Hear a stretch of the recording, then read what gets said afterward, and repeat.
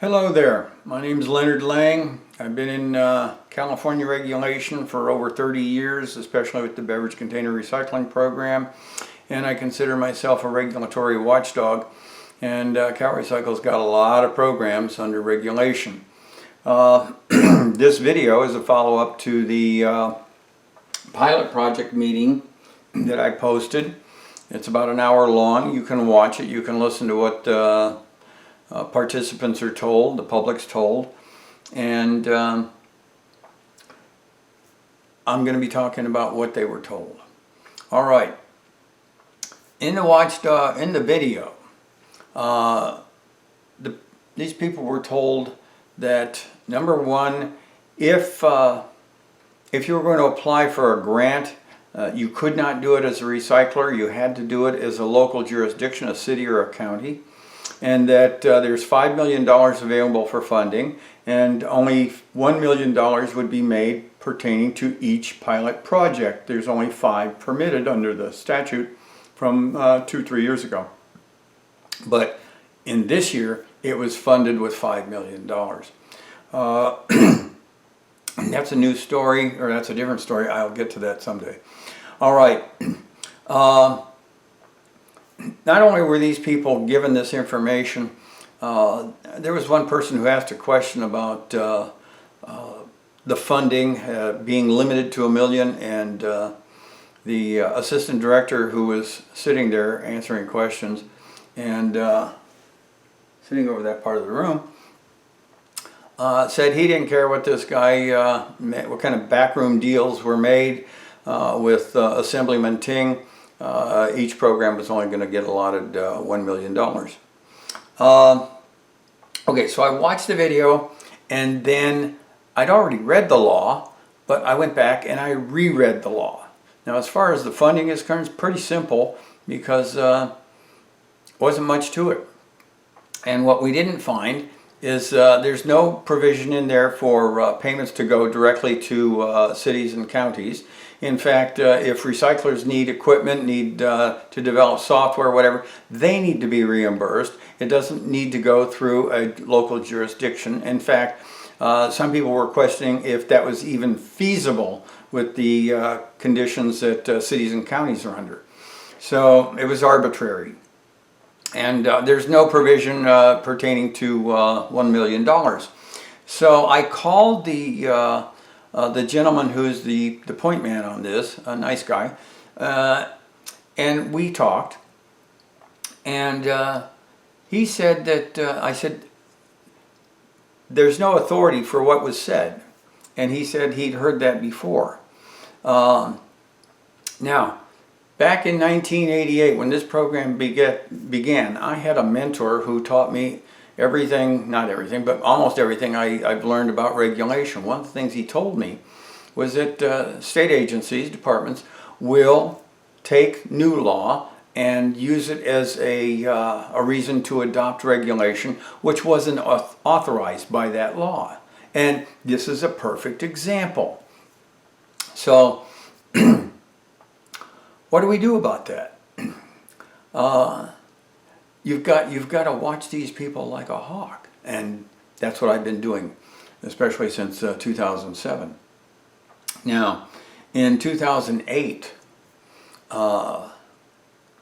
as I was told, agencies will overreach their authority. In 2008, I saw that happen. AB 3056 was passed. It was what I call the Christmas tree, gave away all kinds of money. One way it gave away money was for the plastic market development payments. And it said that if you did one thing, you got a subsidy. If you did manufacturing with that plastic, you got another subsidy. And yet, when they had the public meeting and they were telling how it was going to work, they explained it as you could only get one or the other of the subsidies. You could not get both. Well, I called their attention to what the statute actually said. And they sat there looking like the cat that swallowed the canary. They'd been caught. They were busted. And they both looked over in the corner of the room, just like this, where Adam Tauber was sitting. He was the lead attorney for Division of Recycling at that time. And he says, don't look at me, I didn't write this, I'm just here to answer legal questions. Okay, make note of that. 2019, we've got a repeat. Now they're making up new interpretations and not following the law, doing what they want to do. All right. The reason that this happens so often, in my opinion, is because there's no penalty for it. There's no punishment, there's no discipline. They can do whatever they want, and if they don't get caught, they get away with it. But this is not beneficial for the program, not beneficial for the participants. Now, in 2013, a notice was challenged as an underground regulation, and I'd been hammering on this for some time and had a meeting with the department, and all the senior staff and enforcement, everybody was there, including the attorney who's now the assistant director.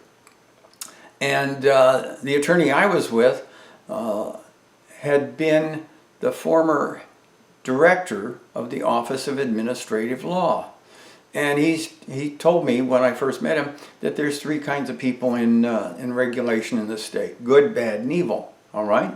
Well, whenever we have these types of situations, he calls it evil. He says, this is the example of evil. And he told them at the time we had this meeting that they had a cultural problem. Now, not only was the current assistant director there as a representative, but also the chief legal counsel was there, and no action was taken. Now, 2014, there's an audit, and I supplied information to the auditor on what's called prepayment controls.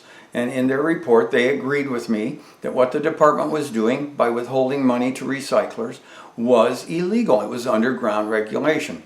Actually, they said it was unenforceable underground regulation. But the problem is, the process is backwards. They should stop when they're told to stop, but they don't. And the only way you can stop them is to take them to court. And a lot of people don't have the time or money to do that, especially if they put them under prepayment controls and taken away their money. Now, this is a violation of private property rights, constitutional rights. But do they care? No. Only if the court tells them that they have to stop will they. So,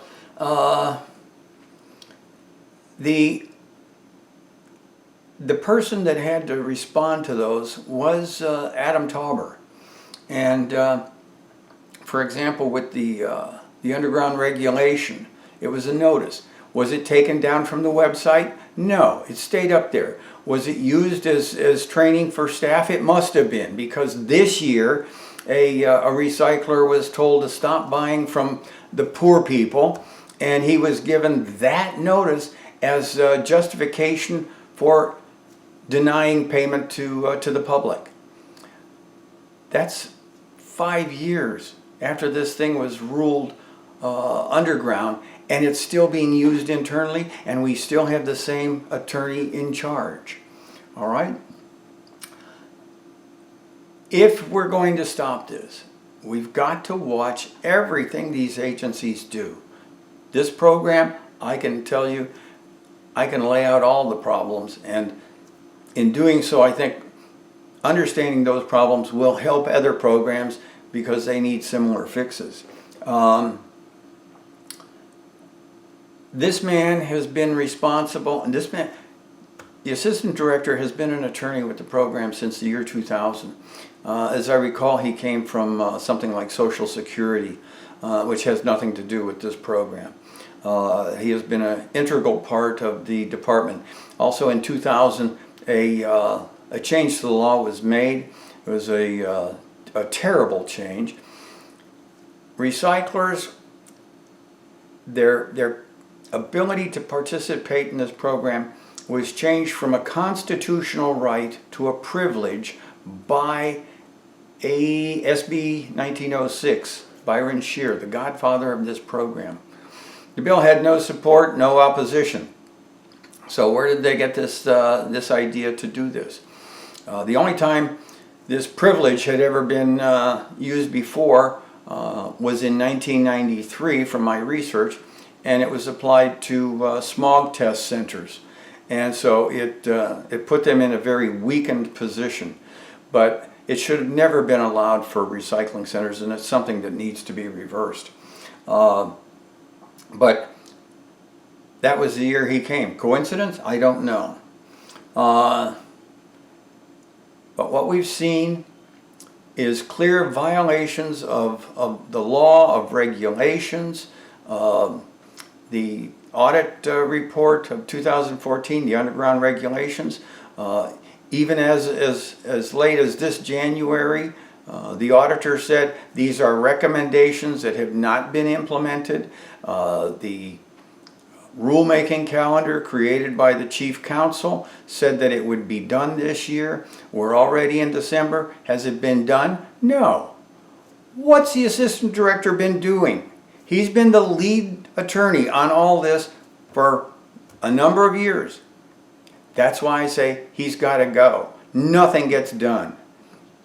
All right. Now I'll be proposing changes to not just government code and this program, but the things that need to be fixed if business is going to be able to survive in this state. We've got a terrible, terrible regulatory environment, and everybody knows about it. I won't go into it. I'll post some stuff later on. But one example, this is from Bodie Lang, no relationship. He posts stuff on YouTube like I do. Here's what happens when Democrats run your state. Excessive regulation and misinterpreted regulation, created regulation, fabricated regulation. High cost to operate a business, high taxes, frivolous lawsuits. I'll tell you, if you get caught in an enforcement action in this program, if you're a recycler or a processor, you have no right to due process if you're new to the program. What they call probationary, and those are issues that need to be changed. Anyway, watch the website Save the Bear, CalReg Solutions. Go to Save the Bear, click on the Fund Me, make a donation. I'm looking for about $250,000. I will write the survival guide to California regulation, things that no one's been thinking about, no one's talked about. The last time the Administrative Procedures Act was, any significant changes were made was around 1979, 1980. It needs an overhaul. We need a 2.0, maybe a 3.0 on this, and I'll be pointing out what needs to be done. And right now, I'm the only one. I'm Tigger. Haha. All right? You don't see this done by the Chamber of Commerce. You don't see it by MFIB. You don't see it by California Small Business. No one's talking about these issues, and this is what needs to change. This is what's killing our economy. It's making California cost too much. So support me, tell a friend, and we're going to start a campaign going here for the new year. I want to see us make California great again. Why? California is 15% of the U.S. economy. As we go down, so goes the United States. We need a makeover in this state, just like President Trump has been making a makeover in the United States. Anyway, I thank you and look for your support. Over and out.